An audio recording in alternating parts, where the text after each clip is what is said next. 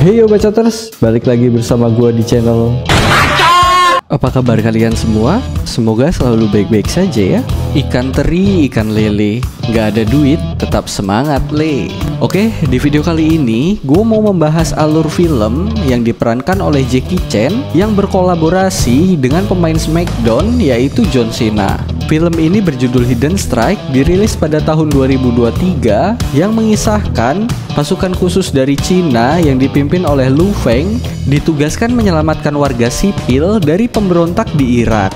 Dalam misinya, ia bertemu mantan pasukan khusus Amerika yang bernama Chris. Banyak kejadian seru dan kocak dalam misi ini. Bagaimana keseruannya? Tanpa berlama-lama lagi, langsung saja let's play.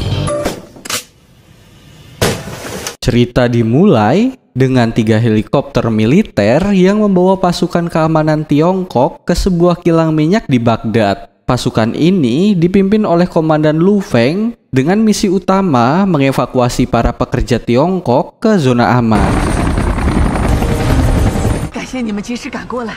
Kilang minyak tersebut sedang diserang oleh kelompok pemberontak yang ingin menguasai fasilitas itu. Setibanya di lokasi, Lu Feng bertemu dengan Profesor Cheng, pemimpin kilang minyak, dan berjanji akan membawa semua pekerja keluar dengan selamat. Ini mohon maaf ya kalau ada salah penyebutan nama. Kemudian di lain tempat, kita diperkenalkan tokoh baru yang bernama Chris. Ia merupakan mantan pasukan khusus Amerika. Di sini ia dihampiri oleh adiknya Henry bersama teman-temannya. Kemudian ia memberikan uang kepada Chris sebagai imbalan atas misi yang sudah berhasil mereka lakukan. Are you kidding me? Nicknames like the heart of team camaraderie. Toothpick. There's a bald eagle. One from the Muppets. Because it looks like some teenagers vandalized your face. Henry menawarkan misi baru dengan bayaran yang lebih besar dari sebelumnya. Namun Chris tidak tertarik dengan misi yang ditawarkan. Tak menyerah, Henry mengatakan misi sebenarnya kepada Chris, di mana saat 5 anggota mereka diserang oleh pemberontak di area 7, orang yang akan mereka tangkap inilah dalang yang mendanai para pemberontak itu. Dan saat ini, tentara Cina akan membawa orang itu kembali ke negaranya, yang ternyata itu adalah Profesor Cheng. Namun Chris menolak karena tahu resikonya, termasuk menghadapi jalan kematian. Jalur berbahaya, penuh jebakan, dan sering memakan korban. Setelah itu, Chris pergi meninggalkan Henry. Di lain tempat, saat Chris sedang bermain dengan anak kecil, ia didatangi oleh sahabatnya Owen. Ia bekerja untuk perusahaan yang bernama Unicorp. Di sana, Owen menjelaskan bahwa di desa mereka mengalami kekeringan karena sumur mereka rusak akibat pabrik kilang minyak. Memperbaiki sumur membutuhkan dana besar sekitar $100.000. I'll get a crew together if you guys can get the money. This place is gonna die without water, man. Chris, where are we going to get the 100? Didesak oleh kebutuhan, Chris akhirnya setuju untuk mengambil misi dari Henry. Di malam hari, Lu Feng dan timnya mendiskusikan rencana evakuasi. Karena saat ini, semua jalan dikuasai oleh pemberontak, maka mereka memutuskan untuk membawa para pekerja melewati jalan kematian. Sector 2 ready. Sebelum keberangkatan, Profesor Cheng mengunci akses pipa kilang minyak dengan sandi khusus yang ia simpan di sebuah USB. Lalu menyerahkannya kepada Mei, putri Lu Feng yang bekerja sebagai insinyur di kilang minyak tersebut. Kemudian Lu Feng memerintahkan pasukannya untuk bersiap karena sebentar lagi mereka akan berangkat menuju zona aman, di mana terdapat 11 bus yang akan digunakan untuk mengevakuasi para pekerja. Profesor Cheng bersama asistennya akan naik ke bus nomor 8, sementara Mei satu bus dengan ayahnya. Lalu tanpa disadari, seorang pegawai menandai bus yang dinaiki Profesor Cheng dan belum diketahui apa tujuannya. Setelah semuanya siap, mereka pun berangkat. Coba! Let's go. Kemudian setelah itu, Lu Feng mengecek satu persatu bus untuk memastikan bahwa semuanya aman. Melihat Mei berdiri, ia menyuruhnya untuk duduk karena jalan yang mereka lalui akan bergelombang. Sayangnya, ia menolak. 路上电波危险啊！我没事。你呀，比你妈还倔。死亡高速。Saat memasuki jalan kematian, konvoi mereka dihadang oleh mobil-mobil pemberontak. Lu Feng memutuskan untuk tidak mengubah rute dan menabrak penghalang tersebut. Dalam perjalanan, Mei yang merasa kesal dengan ayahnya mengungkit masa lalu, menyalahkannya karena meninggalkan keluarganya demi negara saat ibunya sakit. 国家需要你，那我呢？我那个时候才多大？可是你为我们做了什么？ Di tengah perjalanan, badai pasir besar tiba-tiba melanda. Lu Feng curiga ini bukan badai alami, karena menurut informasi dari anak buahnya, cuaca hari ini akan cerah. Melihat keanehan tersebut, ia menyuruh anak buahnya yang mengintai di atas untuk masuk ke dalam bus karena mereka akan melewati badai pasir. Dan saat berada di dalam badai pasir tersebut, Lu Feng tidak bisa menghubungi anak buahnya yang berada di bus lain. Dia pun semakin yakin ada yang tidak beres dari badai pasir tersebut. Kemudian dari arah belakang, beberapa mobil misterius mengincar bus yang ditandai. Just keep your head on a swivel. Orang-orang itu kemudian masuk ke dalam bus dan terjadilah pergelutan antara mereka dan anak buah Lu Feng di bus.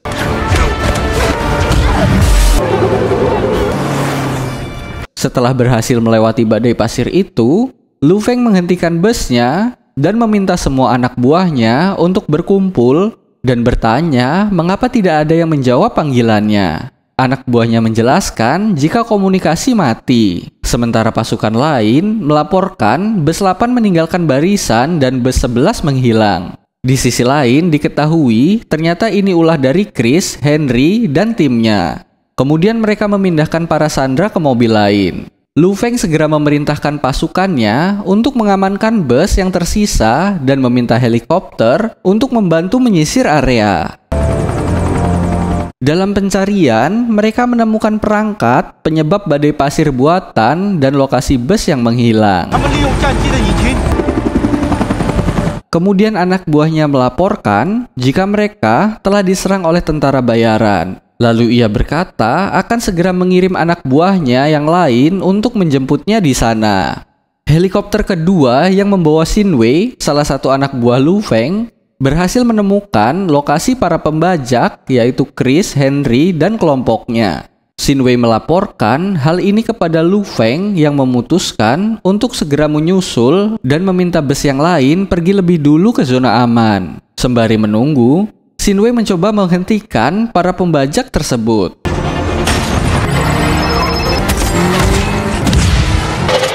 I just lost my lead. Kemudian Chris dan yang lainnya turun dari mobil untuk menyerang helikopter. Merasa terkepung, Henry meminta Chris mengurus helikopternya, sementara ia akan pergi lebih dulu membawa para sandera.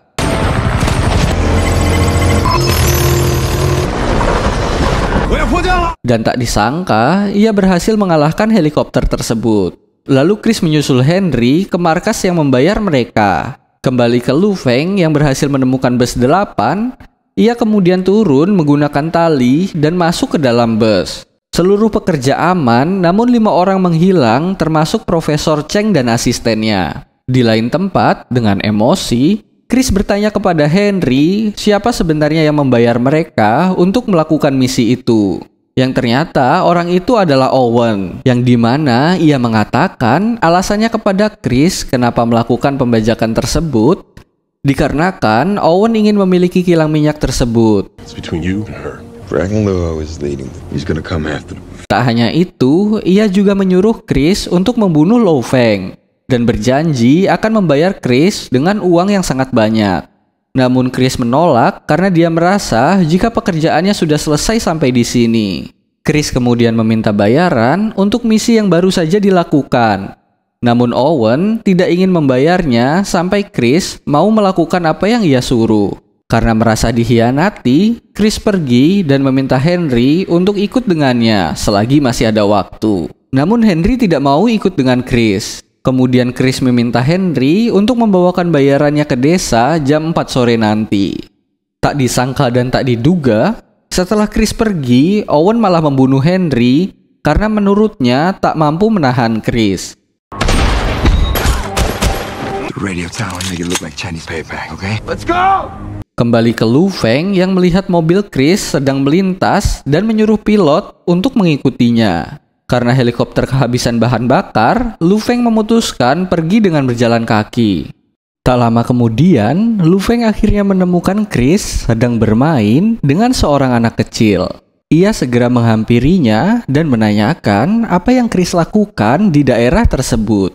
Namun alih-alih menjawab, Chris balik bertanya apa tujuan Lu Feng datang ke desanya. Lu Feng menjelaskan bahwa ia sedang mencari anggotanya yang hilang. Chris membantah keterlibatannya dalam penculikan tersebut dan menegaskan bahwa ia tak ada hubungannya dengan masalah itu.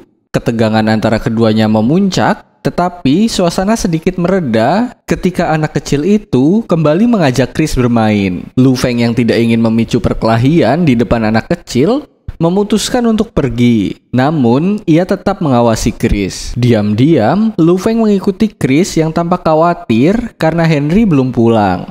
Chris akhirnya tiba di lokasi terpencil dan menemukan Henry sudah tewas. Ia terlihat sangat terpukul melihat jasad adiknya. Lu Feng yang mengikutinya dari belakang muncul di lokasi itu dan segera terjadi perkelahian sengit antar keduanya.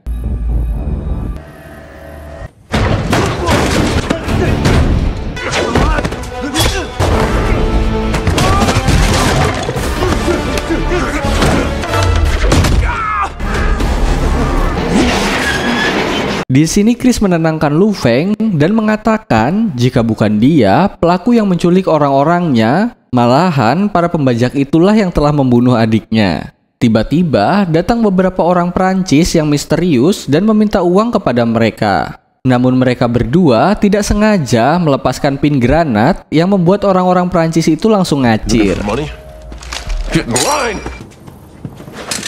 Setelah itu, dari luar, orang Prancis tersebut menembaki Chris dan Lu Feng.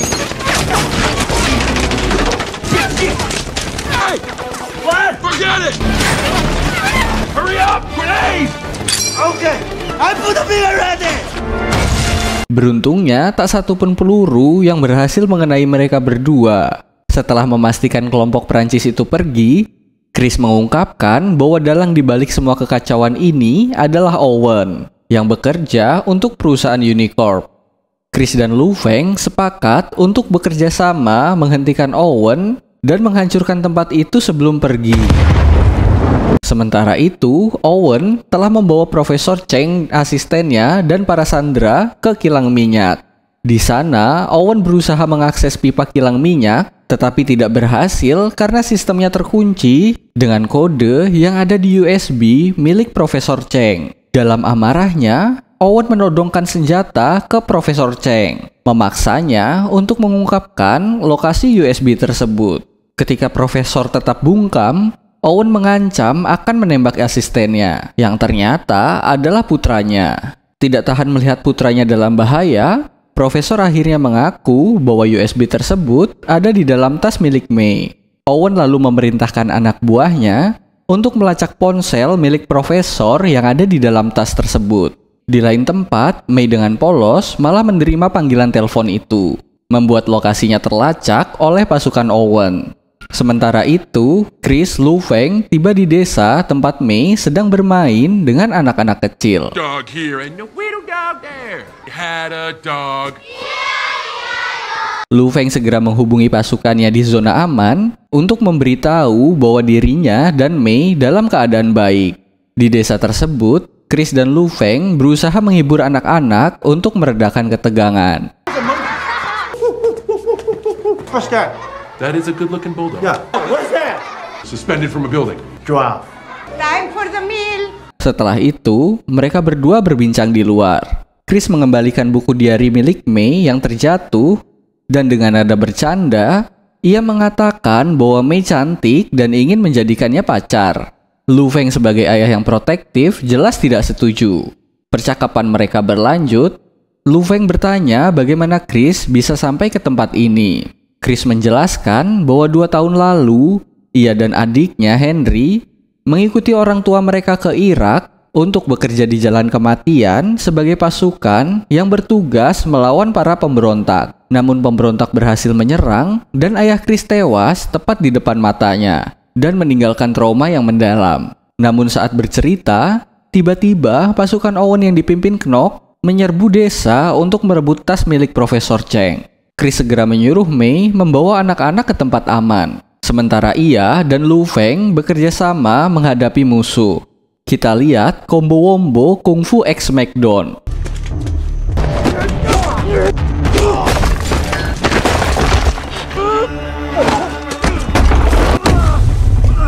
I'm okay. You okay? Hey, 6 o'clock! Don't you know this, man? All you have a beer, relax.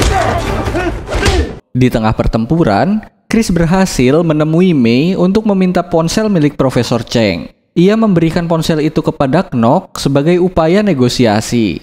Namun pasukan Owen tetap menginginkan tas Profesor. Situasi memanas hingga akhirnya warga desa muncul untuk membantu melawan pasukan Owen. Di tengah kekacauan itu, Chris mengambil tas dari Mei dan menyerahkannya kepada pasukan Owen, membuat Mei marah besar. Chris menjelaskan bahwa ia melakukan itu demi melindungi warga desa. Walaupun alasannya masuk akal, Mei tetap merasa kecewa. Keesokan harinya, Chris penasaran dengan isi tas tersebut. Mei mengungkapkan bahwa di dalam tas terdapat USB dan kode sandi untuk membuka pipa kilang minyak yang berisi minyak dalam jumlah yang sangat besar. Jika berhasil digunakan, ini akan menjadi pencurian minyak terbesar dalam sejarah. Mengetahui bahaya besar yang mengancam, Chris dan Lu Feng segera memutuskan untuk menghentikan Owen. Mereka berangkat menuju pabrik kilang minyak dengan menggunakan truk mesin jet. Mei yang dilarang ikut merasa kesal dan memutuskan untuk menyusul menggunakan mobil milik Chris. Owen tiba di kilang minyak dan langsung memerintahkan Profesor untuk membuka pipa itu menggunakan USB dan kode sandi yang sudah didapatkan. Begitu pipa terbuka, minyak mulai mengalir mengisi truk tangki dan kapal yang telah menunggu di pelabuhan. Chris dan Lu Feng tiba di lokasi, langsung disambut tembakan oleh pasukan Owen yang berjaga. Namun mereka tak gentar.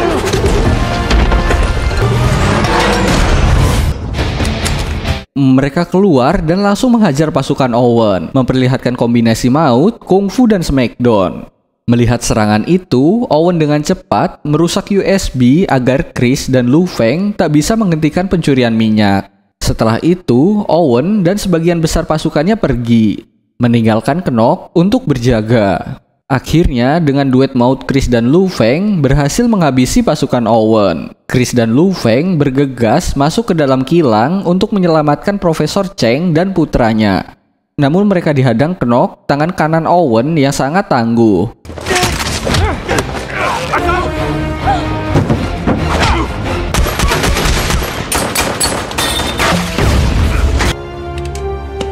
Perfect nickname for you. Sure, you out of bullets. Setelah itu Lu Feng menyuruh Chris menangkap Owen yang hendak pergi. Sementara ia sendiri akan menghadapi Knock. Di sisi lain, Owen bersiap kabur menggunakan mobil. Chris mencoba mengejar Owen dengan berlari tetapi gagal. Tepat saat itu, Mei tiba dengan mobil kesayangan Chris. Mereka berdua segera mengejar Owen di jalan raya. Chris mengeluarkan senapan dari bawah jok dan mulai menembaki Owen. Setelah kehabisan peluru, Owen menyuruh sopirnya untuk membelokkan mobil keluar dari jalan raya. Chris meminta Mei mempercepat laju mobil. Namun naasnya, mereka mengalami kecelakaan yang membuat mereka tak bisa melanjutkan pengejaran. Dan pada akhirnya, Owen berhasil melarikan diri dan kembali bergabung dengan anak buahnya. Kembali ke Lu Feng yang masih berusaha melumpuhkan Knock.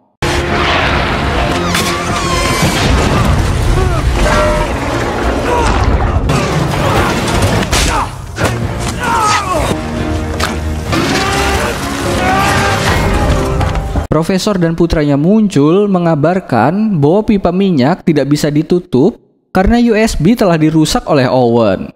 Sementara itu, Lu Feng yang penuh dengan busa segera bersiap mengejar Owen. Lu Feng menemukan Chris dan Mei yang masih di lokasi kecelakaan. Dia mengajak mereka naik ke truk untuk melanjutkan pengejaran. Chris dengan cepat berpikir, menyarankan menggunakan mesin jet di truk itu untuk mempercepat laju kendaraan.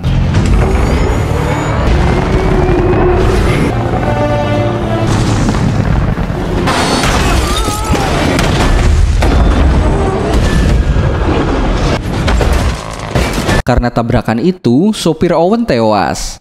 Namun beruntungnya, Lu Feng, Chris, dan Mei masih selamat.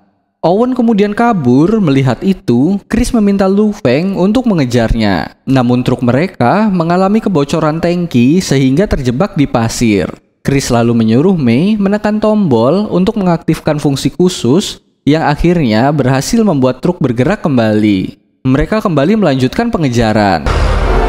Truk yang mereka kendarai akhirnya berhasil menabrak mobil Owen. Namun, mereka segera menyadari bahwa di depan terdapat jurang yang sangat dalam. Lu Feng meminta Chris dan Mei untuk melompat keluar dari truk sesuai dengan aba-aba darinya. Sayangnya, Chris tidak mendengar instruksi itu. Lu Feng kemudian mengikat tubuhnya dan Mei dengan tali yang dipasang ke mobil Owen.